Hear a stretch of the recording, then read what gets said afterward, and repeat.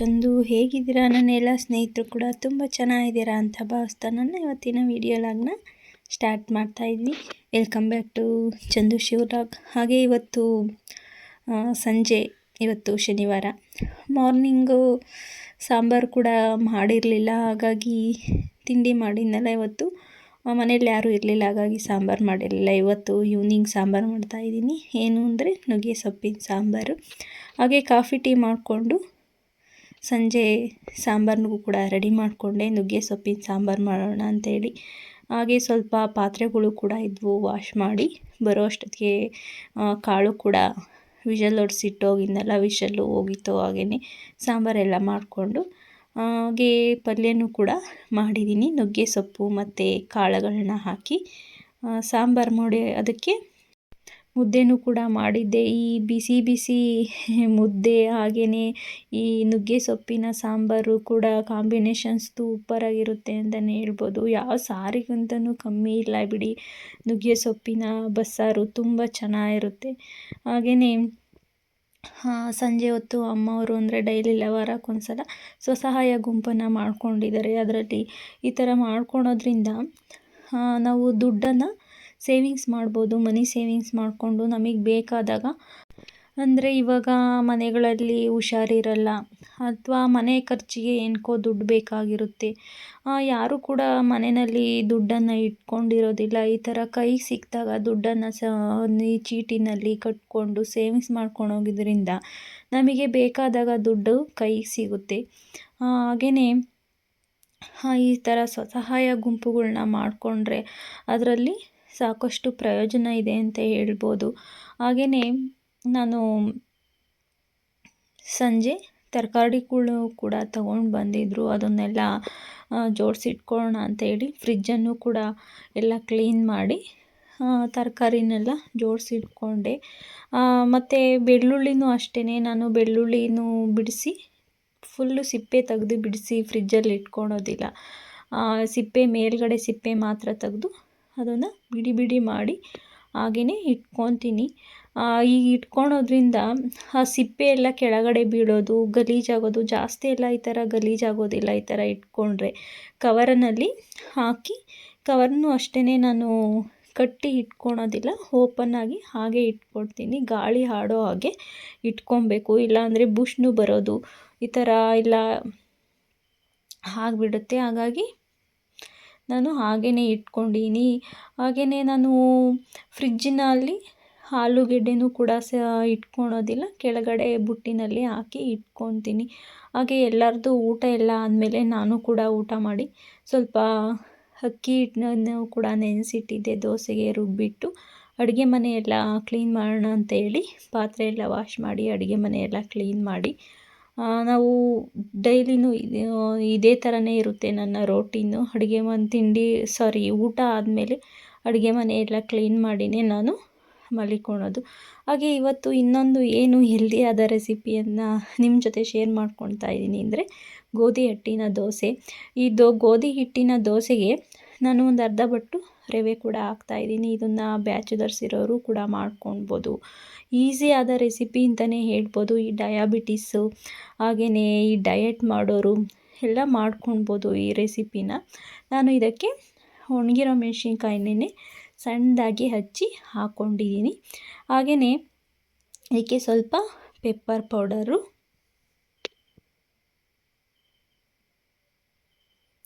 ಇದಕ್ಕೆ ಕರಿಬೇವು ಮತ್ತು ಸ್ವಲ್ಪ ಕೊತ್ತಂಬರಿ ಸೊಪ್ಪನ್ನು ಸಣ್ಣದಾಗಿ ಹಚ್ಚಿ ಹಾಕ್ಕೊಳ್ತಾ ಇದ್ದೀನಿ.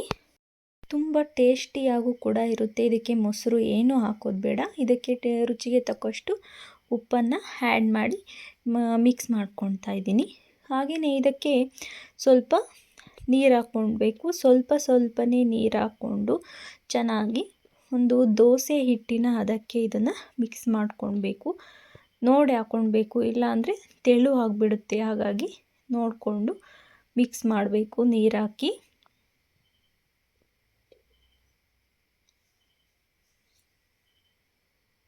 ನೋಡಿ, ದೋಸೆ ಹಿಟ್ಟಿನ ಅದಕ್ಕೆ ನಾನು ಮಾಡ್ಕೊಂಡಿದ್ದೀನಿ.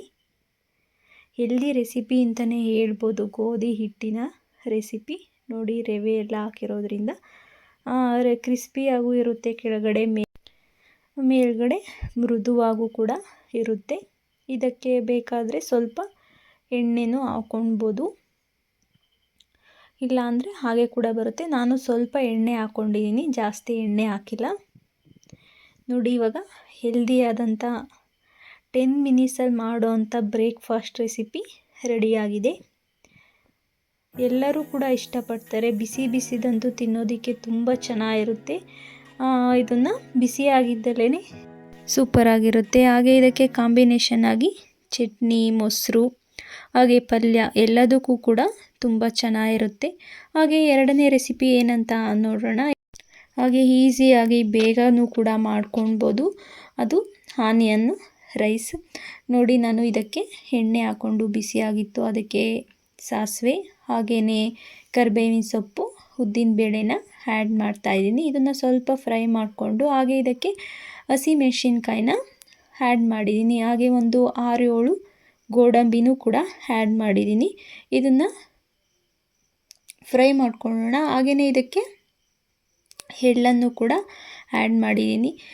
ಎಳ್ಳು, ಕಪ್ಪು ಎಳ್ಳಾದರೂ ಪರವಾಗಿಲ್ಲ, ಹಾಗೆ ಬಿಳಿ ಎಳ್ಳಾದರೂ ಪರವಾಗಿಲ್ಲ, ಯಾವುದಾದ್ರೂ ಹಾಕ್ಕೊಳ್ಬೋದು. ನಾನು ಇದನ್ನು ಫ್ರೈ ಮಾಡ್ಕೊಳ್ತಾ ಇದ್ದೀನಿ. ನಾನು ಸಿಮ್ನಲ್ಲೇ ಇಟ್ಕೊಂಡಿದ್ದೀನಿ.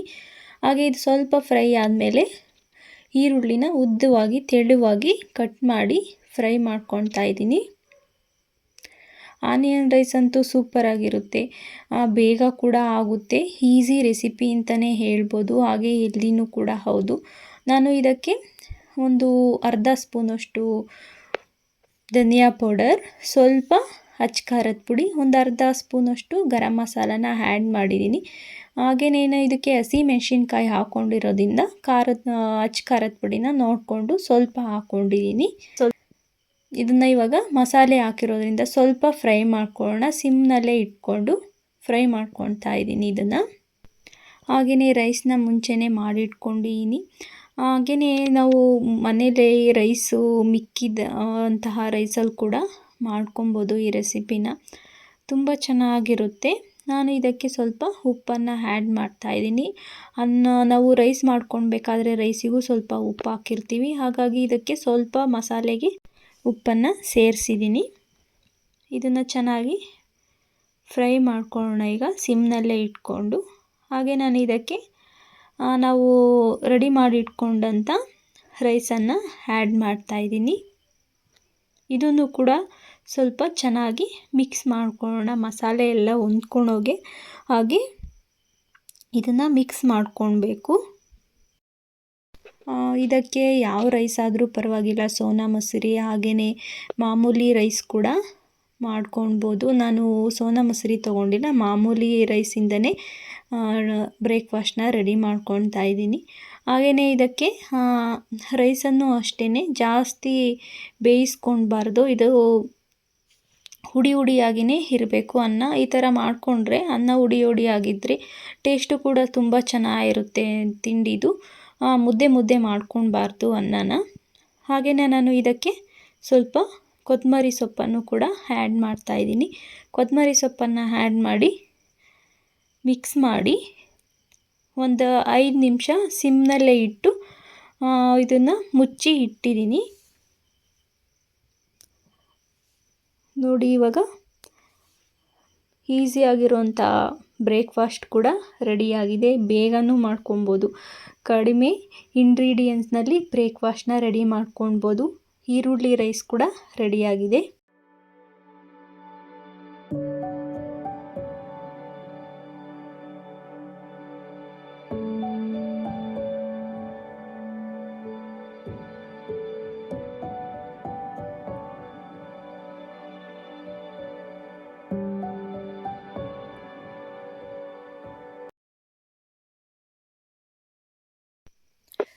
ಮೂರನೇ ರೆಸಿಪಿ ಏನು ಅಂತ ನೋಡೋಣ ಇವಾಗ. ಇದು ಹೆಲ್ದಿ ಕೂಡ ಹೌದು, ಹೆಲ್ದಿಯಾದಂತಹ ರೆಸಿಪಿನೇ ದೋಸೆ ರೆಸಿಪಿ. ಹಾಗೆ ನಾನು 1 ಬಟ್ಲುನಷ್ಟು ಅಕ್ಕಿನ ತೊಗೊಂಡಿದ್ದೀನಿ. ಹಾಗೆ 1-2 ಸ್ಪೂನಷ್ಟು ಅಂದರೆ 1/4 ಬಟ್ಲುನಷ್ಟು ಹೆಸರು ಕಾಳು, 1/4 ಬಟ್ಲುನಷ್ಟು ತೊಗರಿಬೇಳೆ, ಹಾಗೆ 1/4 ಬಟ್ಲುನಷ್ಟು ಕಡಲೆಬೇಳೆ,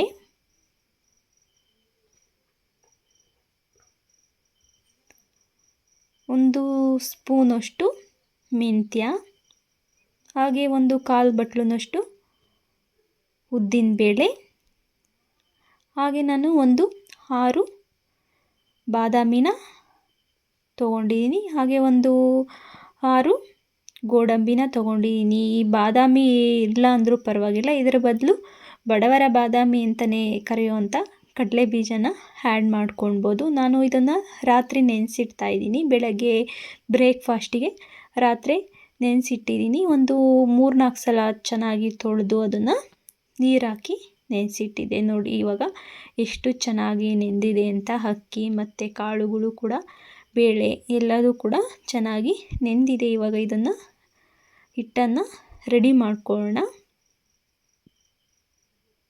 ನಾನು ನೋಡಿ ಇಷ್ಟು ನಯಸ್ಸಾಗಿ ಹಿಟ್ಟನ್ನು ರೆಡಿ ಮಾಡ್ಕೊಬೇಕು. ದೋಸೆ ಹಿಟ್ಟು ಕೂಡ ರೆಡಿ ಆಯಿತು. ಇದನ್ನು ಒಂದು ಅರ್ಧ ಗಂಟೆ ಇಡಬೇಕು. ನೋಡಿ ಇದಕ್ಕೆ ನಾನು ಉಪ್ಪನ್ನು ಆ್ಯಡ್ ಮಾಡ್ತಾಯಿದ್ದೀನಿ. ಇದಕ್ಕೆ ಯಾವುದೇ ರೀತಿಯ ಸೋಡಾ ಆಗಲಿ ಹಾಗೆಯೇ ಕೂಡ ಆ್ಯಡ್ ಮಾಡಿಲ್ಲ ನಾನು. ಇದಕ್ಕೆ ಉಪ್ಪನ್ನು ಮಾತ್ರ ಆ್ಯಡ್ ಮಾಡಿ ಮಿಕ್ಸ್ ಮಾಡಿ ಒಂದು ಅರ್ಧ ಗಂಟೆ ಹಾಗೆಯೇ ಮುಚ್ಚಿಡ್ತಾ ಇದ್ದೀನಿ. ದೋಸೆ ಹಿಟ್ಟು ಕೂಡ ರೆಡಿಯಾಗಿದೆ. ಇವಾಗ ದೋಸೆನ ರೆಡಿ ಮಾಡ್ಕೊಳ್ಳೋಣ. ಇದಕ್ಕೆ ಸ್ವಲ್ಪ ಎಣ್ಣೆನ ಆ್ಯಡ್ ಮಾಡ್ತಾ ಇದ್ದೀನಿ.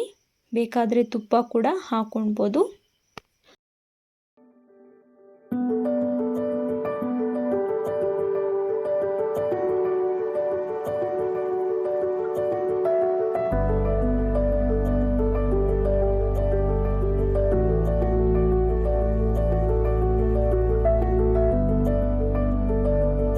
ಸ್ನೇಹಿತರೆ, ಹೇಗಿದ್ದೀರಾ? ನಾನು ಕೂಡ ತುಂಬ ಚೆನ್ನಾಗಿದ್ದೀನಿ. ಇವತ್ತು ನಿಮ್ಮ ಜೊತೆ ಸ್ವಲ್ಪ ಮಾತಾಡೋಣ ಅಂತ ಹೇಳಿ ಬಂದಿದ್ದೀನಿ. ಹಾಗೆ ಏನು ವಿಷಯ ಅಂದರೆ ಏನೂ ಇಲ್ಲ,